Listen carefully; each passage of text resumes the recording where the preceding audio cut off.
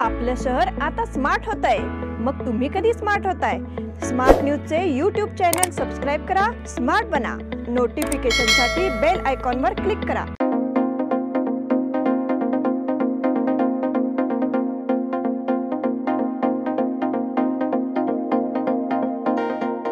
नमस्कार, मी अनुजा पाटील स्मार्ट न्यूजच्या आजच्या बुलेटिनमध्ये आपले स्वागत करते। सुरुवातीला एक नजर आजच्या ठळक घडामोडींवर।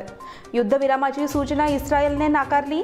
छत्तीसगड विधानसभेसाठी मतदान सुरू। विधानसभा अध्यक्षांनी केली अधिवेशनाच्या तयारीची पाहणी। सुवर्णसौधमुळे सीमालढा संपुष्टात आल्याचं वक्तव्य। बेळगुंदी येथे रेशन व्यवस्था पूर्ववत। कुद्रेमाणी साहित्य संमेलन 21 जानेवारी रोजी। कूपनलिकांना विद्युत जोडण्याच्या सूचना। धनश्री सहकारी सोसायटीच्या शाखेचे उद्घाटन। भारत-पाक सीमेवर छत्रपती शिवाजी महाराजांचा भव्य पुतळा। उन्नती ट्रस्टतर्फे महिला संमेलन संपन्न।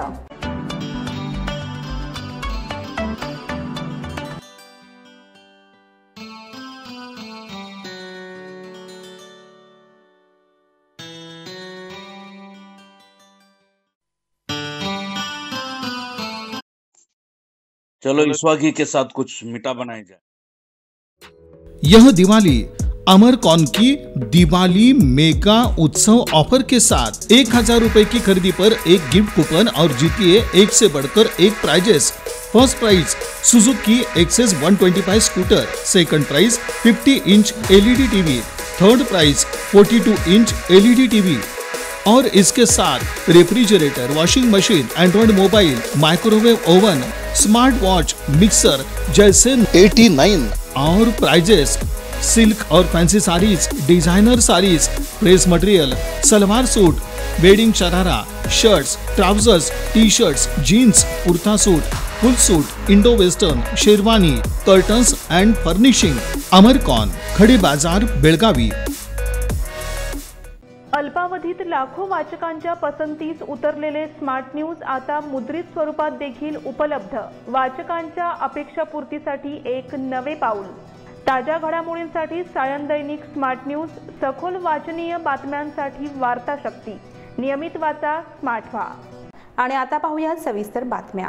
इस्रायल आणि हमास यांच्यात युद्ध सुरू होऊन आज बरोबर 1 महिना पूर्ण झाला। 7 ऑक्टोबर रोजी हमासने इस्रायलवर हजारो क्षेपणास्त्रे डागून हल्ला चढवला होता।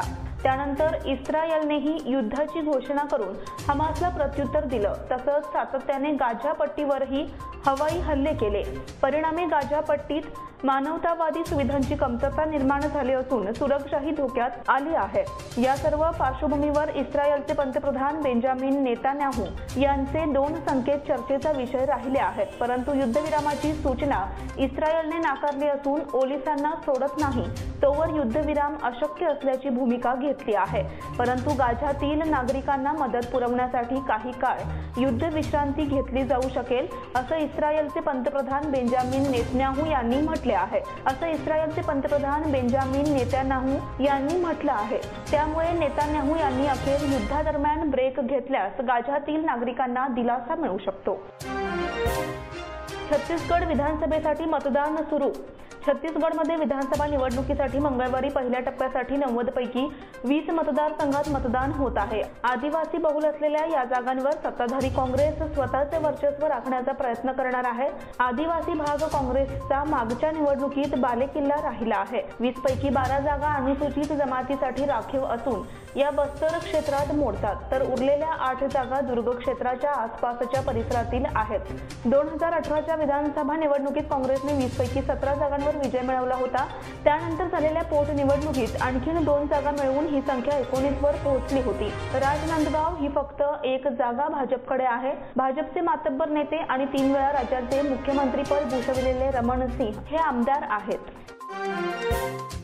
विधानसभा अध्यक्षांनी केली अधिवेशनाच्या तयारीची पाहणी। कर्नाटक राज्य विधिमंडळाच्या बेळगावातील अधिवेशनाची तारीख अद्याप जाहीर झालेली नाही। मात्र कर्नाटक विधानसभेचे अध्यक्ष युटी खादर आणि विधान परिषदेचे सभापती बसवराज होरट्टी यांनी मंगळवारी सकाळी बेळगाव येथील सुवर्ण विधानसौधची पाहणी केली। सदर अधिवेशन आगामी 4 डिसेंबर पासून सुरू होईल अशी शक्यता आहे। सुवर्णसौधमधील तयारीच्या पाहणीनंतर पत्रकारांशी बोलताना खादर म्हणाले, सरकारशी चर्चा केल्यानंतरच तारीख जाहीर केली जाईल। बेळगाव येथे होणाऱ्या आगामी हिवाळी अधिवेशनाच्या दृष्टीने आम्ही सुवर्णसौधच्या तयारीची पाहणी केली आहे असे ते म्हणाले। सुवर्ण सौदमुळे सीमालढा संपुष्टात आल्याचं वक्तव्य. विधिमंडळाच्या अधिवेशनामुळे महाराष्ट्र एकीकरण समितीच्या सीमालढ्याचे अस्तित्व संपुष्टात आले आहे असे वादग्रस्त वक्तव्य कर्नाटक विधान परिषदेचे अध्यक्ष बसवराज होरट्टी यांनी केले आहे. डिसेंबर महिन्यात होणाऱ्या हिवाळी अधिवेशनाच्या पूर्वतयारीची माहिती घेण्यासाठी बसवराज होरट्टी आज मंगळवारी बेळगावला आले होते. येथील हिवाळी अधिवेशनाच्या पूर्वतयारीची माहिती घेतल्यानंतर पत्रकारांशी बोलताना त्यांनी सुवर्णसौध आणि हिवाळी अधिवेशनामुळे महाराष्ट्र एकीकरण समिती आणि सीमालढ्याचे अस्तित्व संपुष्टात आल्याचं वक्तव्य केलंय. कुमारस्वामी यांच्या मुख्यमंत्री काळात बेळगावात सुवर्णसौध उभारण्याचे प्रयत्न सुरू झाले. बेळगाव येथे सुवर्णसौध बांधण्यात आल्याचा हेतू यशस्वी झाला आहे. बेळगाव सीमा भाग हा कर्नाटकाचाच असल्याचे सिद्ध झाले आहे असेही होरट्टी म्हणाले. बेळगुंदी येथे रेशन व्यवस्था पूर्ववत. बेळगुंदी येथे काही कारणास्तव रेशनवरील धान्य पुरवठा व्यवस्था तालुका सहकारी संस्थेकडे देण्यात आला होता. मात्र आता ही जबाबदारी एका पूर्वीच्या संचालकाकडे सोपविण्यात आली आहे. त्यामुळे ग्रामस्थांना दिलासा मिळालाय. मध्यंतरीच्या काळात सदर रेशन पुरवठ्याची व्यवस्था तालुका संस्थेकडे सोपविण्यात आली होती. मात्र यामुळे नागरिकांना गैरसोयीचा सामना करावा लागत होता. आता संचालक प्रसाद बोकडे यांना याची जबाबदारी देण्यात आली आहे. त्यामुळे ग्रामस्थातून समाधान व्यक्त होत आहे. कुद्रेमानी साहित्य संमेलन 21 जानेवारी रोजी बलभीम साहित्य संघ आणि कुद्रेमानी ग्रामस्थ आयोजित 17वे मराठी साहित्य संमेलन रविवार दिनांक 21 जानेवारी 2024 रोजी आयोजित करण्याचा निर्णय घेण्यात आला. अध्यक्षस्थानी साहित्य संघाचे अध्यक्ष मारुती पाटील होते. बलभीम वाचनालयाच्या सभागृहात कार्यकर्त्यांची बैठक आयोजित केली होती. प्रारंभी MB गुरव यांनी स्वागत केले. त्यांनी संमेलनाच्या नियोजनाबद्दल माहिती दिली. उपनलिकांना विद्युत जोडण्याच्या सूचना. गोगटे सर्कल ते तिसरे रेल्वे गेटपर्यंत पथदीपांचे वायरिंग खराब झाले असून ते बदलण्याचा निर्णय आणि ज्या ठिकाणी कुपनलिकांना विद्युत जोडणी देण्यात आली नाही त्या ठिकाणी तत्काळ जोडणी देण्याचा निर्णय सार्वजनिक बांधकाम स्थायी समिती बैठकीत घेण्यात आला. महापालिकेत सोमवारी बांधकाम स्थायी समिती बैठक अध्यक्ष वाणी जोशी यांच्या अध्यक्षतेखाली झाली. या बैठकीत गोगटे सर्कल ते तिसरे रेल्वे गेटपर्यंत पथदीप सातत्याने बंद असतात. तेथील केबल खराब झाल्याचे आढळून आले आहे. 4 वर्षांपूर्वी स्मार्ट सिटी योजनेतून या ठिकाणी सुशोभित पथदीप उभारण्यात आले होते, पण तेथील केबलच खराब झाल्यामुळे याचा भुर्दंड सोसावा लागत असल्याची तक्रार करण्यात आली. धनश्री सहकारी सोसायटीच्या शाखेचे उद्घाटन. अनगोळ येथील धनश्री सहकारी सोसायटीच्या टिळक चौक येथील शाखेचे उद्घाटन मंगळवारी मान्यवरांच्या हस्ते करण्यात आले. यावेळी प्रमुख पाहुणे म्हणून माजी आमदार महांतेश कवडगीमठ उपस्थित होते. त्यांनी यावेळी संस्थेच्या प्रगतीबद्दल समाधान व्यक्त केलं. प्रारंभी फीत कापून शाखेच्या कार्यालयाचे उद्घाटन करण्यात आले. तसेच दीपप्रज्वलन करून कार्यक्रमाचे उद्घाटन झाले. यावेळी माजी महापौर सरिता पाटील आणि निमंत्रित मान्यवरांनी संस्थेच्या प्रगतीबद्दल कौतुक केलं. चेअरमन संजीव जोशी यांनी उपस्थितांचं स्वागत केलं.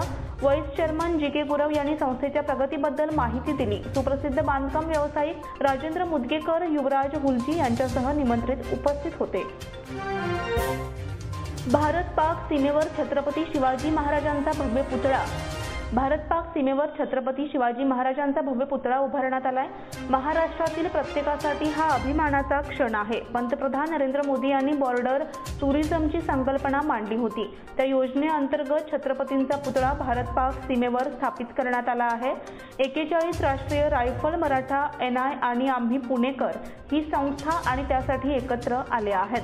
भारत-पाकिस्तान सीमेजवळ असलेल्या कुपवाडा जिल्ह्यात छत्रपती शिवाजी महाराज स्मारक उभारण्याचे काम पूर्ण झाले आहे. 7 नोव्हेंबर रोजी मुख्यमंत्री एकनाथ शिंदे यांच्या हस्ते या पुतळ्याचं लोकार्पण होत आहे. उन्नती ट्रस्टतर्फे महिला संमेलन संपन्न. आपल्या कमाईतील काही भाग समाजातील गरजूंना द्यावा. सन्मार्गाने मिळवलेल्या संपत्तीचे समाधान चिरंतर असते, असे प्रतिपादन ज्येष्ठ लेखिका आशा रतनजी यांनी केले. उन्नती ट्रस्टतर्फे रविवारी शक्ती संचय जागृत महिला संमेलन झाले. त्याच्या उद्घाटन प्रसंगी त्या बोलत होत्या. कार्यक्रम रामनगर बेळगाव येथील विद्याधिराज भवनमध्ये झाला. मान्यवरांच्या हस्ते दीपप्रज्वलन करून शक्ती संचय जागृत महिला संमेलनाचे उद्घाटन झाले. यावेळी पुणे येथील महिला संघटनेच्या अखिल भारतीय सहसंयोजिका भाग्यश्री साठे यांचे बीजभाषण झाले. यावेळी विविध क्षेत्रातील उल्लेखनीय कार्य केलेल्या महिलांचा सत्कार झाला. आता वेळ झाली आहे छोट्याशा विश्रांतीची. तुम्ही पाहत रहा स्मार्ट न्यूज.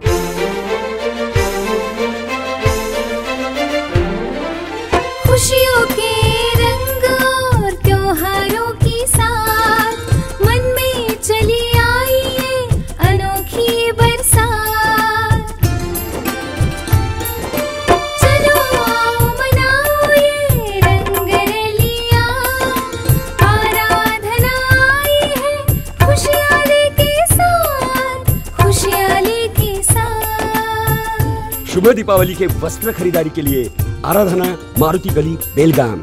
खुशियाँ लाए आराधना। यह दिवाली आराधना और आदर्श की धमाका ऑफर के साथ खास आपके लिए 1000 रुपए की खरीदी पर एक गिफ्ट कूपन और जीतिए एक से बढ़कर एक प्राइजेस।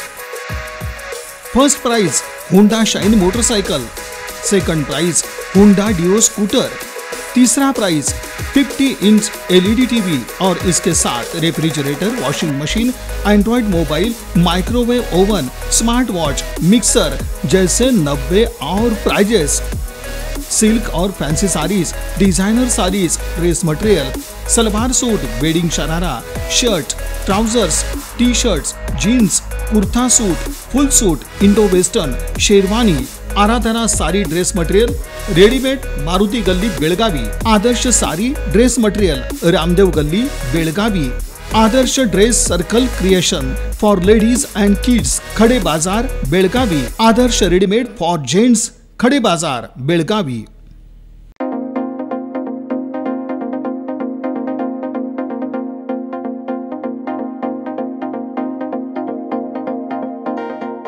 विश्रांतीनंतर पुन्हा एकदा आपलं स्वागत। स्मार्ट सिटी योजनेतून धर्मनाथ सर्कल येथे बहुमजली व्यापारी संकुल उभारणी करण्यात येणार आहे। त्यासाठी सोमवारी भूमिपूजन करण्यात आले।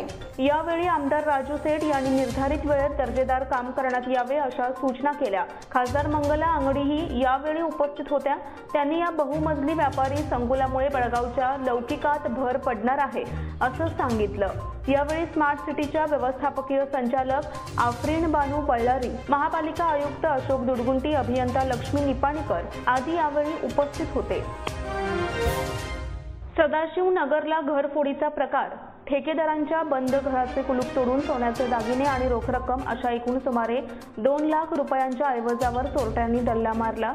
सदाशिवनगर येथे रविवारी दिवसा ही घटना घडली। रविवारी सकाळी 6:30च्या दरम्यान घराला कुलूप घालून सहकुटुंब ते कार्यक्रमानिमित्त गोकाकला गेले होते। चोरट्यांनी या संधीचा फायदा घेत त्यांच्या घरच्या दर्शनी दरवाजाचा कुलूप तोडून आत प्रवेश केला।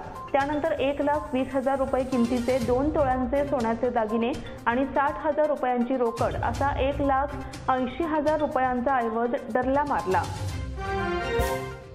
मनपाच्या 138 कामगारांना मिळाले वेतन। ठेकेदारांकडे सेवा बजावणाऱ्या आणि गेल्या 3 महिन्यांपासून वेतन न मिळालेल्या 138 सफाई कामगारांना अखेर 2 महिन्यांचे वेतन मिळाले आहे। त्याची दखल घेत अखेर दिवाळीपूर्वी कामगारांना वेतन देण्यात आले आहे। त्यामुळे कामगारात समाधान व्यक्त करण्यात येत आहे। महापालिकेतील 138 सफाई कामगारांच्या नियुक्तीवरून गेल्या काही दिवसांपासून जोरदार राजकारण रंगलं होतं। महापालिका आयुक्त अशोक दुडगुंटी यांनी सफाई कामगारांची नियुक्ती बेकायदा असल्याचं जाहीर केलं होतं। त्यामुळे या कामगारांना अनेक महिन्यांचा पगार देण्यात आला नव्हता। मुदगा PKPS संस्थेची चौकशी करणार।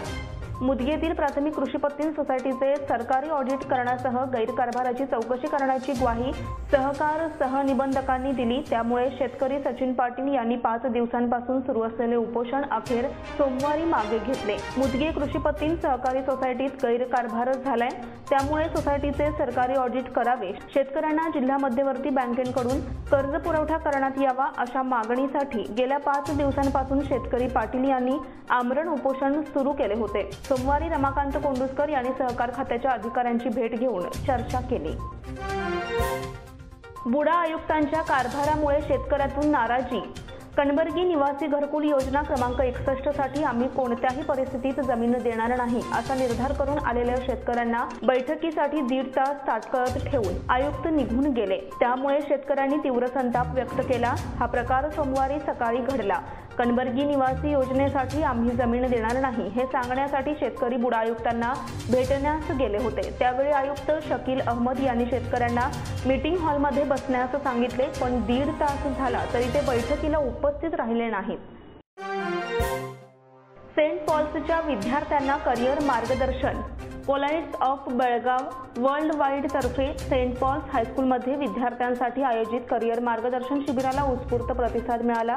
यशस्वी माजी विद्यार्थी आणि विविध अधिकाऱ्यांनी करिअरमधील संधी, जबाबदारी आणि आव्हानांवर मार्गदर्शन केले। जिल्हा पंचायत मुख्य कार्यकारी अधिकारी हर्षल भोयर, प्रसिद्ध सर्जन डॉक्टर MD दीक्षित, अभियांत्रिकी क्षेत्रातील राजेंद्र बेळगावकर, वास्तुशास्त्रातील प्रवीण बावडेकर, क्रीडाईचे माजी अध्यक्ष कैस भावनगरी, मनपा आयुक्त अशोक दुडगुंटी, पोलीस आयुक्त SN सिद्धरामप्पा यांनी विद्यार्थ्यांशी संवाद साधला। उस्ताद रफिक खान यांचे उद्या सतार वादन।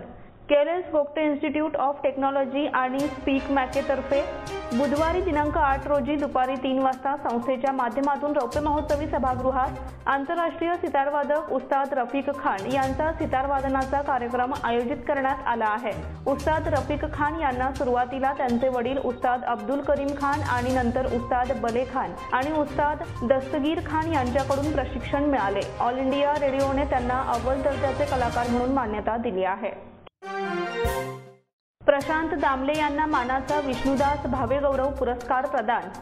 मराठी रंगभूमीवरील मानाचा समजला जाणारा नाट्य क्षेत्रातील विष्णुदास भावे गौरव पदक ज्येष्ठ अभिनेते, नाट्य कलाकार प्रशांत दामले यांना रविवारी जिल्ह्याचे पालकमंत्री सुरेश खाडे यांच्या हस्ते प्रदान करण्यात आला। विष्णुदास भावे गौरव पदक, रोख रक्कम ₹25,000, स्मृतिचिन्ह, शाल आणि श्रीफळ असे गौरव पदकाचे स्वरूप आहे। नाट्य क्षेत्रात उत्कृष्ट काम करणाऱ्यांना हा पुरस्कार अखिल महाराष्ट्र नाट्य विद्या मंदिर समिती सांगलीच्या वतीने हा पुरस्कार प्रदान करण्यात येतो। या प्रसंगी समितीचे अध्यक्ष डॉक्टर शरद कराळे, बलदेव गवळी, मुकुंद पटवर्धन आदींसह मान्यवर उपस्थित होते। शास्त्रीय संगीत गायन कार्यक्रमास प्रतिसाद। पंडित BV कडलासकर बुवा मेमोरियल ट्रस्टच्या पुढाकाराने कन्नड आणि सांस्कृतिक विभागाच्या सहकार्याने झालेल्या शास्त्रीय संगीत गायन कार्यक्रमात श्रोत्यांचा चांगला प्रतिसाद मिळाला। रविवारी शहापूर येथील सरस्वती वाचनालयात हा कार्यक्रम झाला। अखिल भारतीय गंधर्व महाविद्यालयाचे माजी अध्यक्ष PS कुलकर्णी यांच्या हस्ते दीपप्रज्वलन करण्यात आलं। व्यासपीठावर पंडित कडलासकर बुवा मेमोरियल ट्रस्टचे अध्यक्ष प्राचार्य गुरुराज कुलकर्णी, राजप्रभू धोत्रे होते। या कार्यक्रमात कुणाल भिडे, वर्षा नेने यांचे गायन सादर झाले, तर सतारवादक संजय देशपांडे यांनी अप्रतिम कलाविष्कार सादर केला। भजन स्पर्धेत गोकाकचे मंडळ प्रथम। येथील अखिल कर्नाटक ब्राह्मण महासभेतर्फे ब्राह्मण समाजातील महिला भजन स्पर्धेत गोकाकमधील सत्यवीर तीर्थ महिला भजन मंडळ विजेते ठरले। बेळगावच्या अनंत पुरंदरा भजनी मंडळाने उपविजेतेपद पटकाविले। सदर स्पर्धा RPT कॉर्नर जवळ कृष्ण मठाच्या सभागृहात झाली। जिल्ह्यातील 12 भजनी मंडळांच्या 145 महिलांनी त्यात भाग घेतला होता। या स्पर्धेत गोकाक, निपाणी, उगार परिसरातील मंडळाचा चांगला प्रतिसाद मिळाला। सर्व मंडळांनी उत्कृष्ट सादरीकरण केले। याचबरोबर स्मार्ट न्यूजचे आजचे बुलेटिन इथे संपते। धन्यवाद।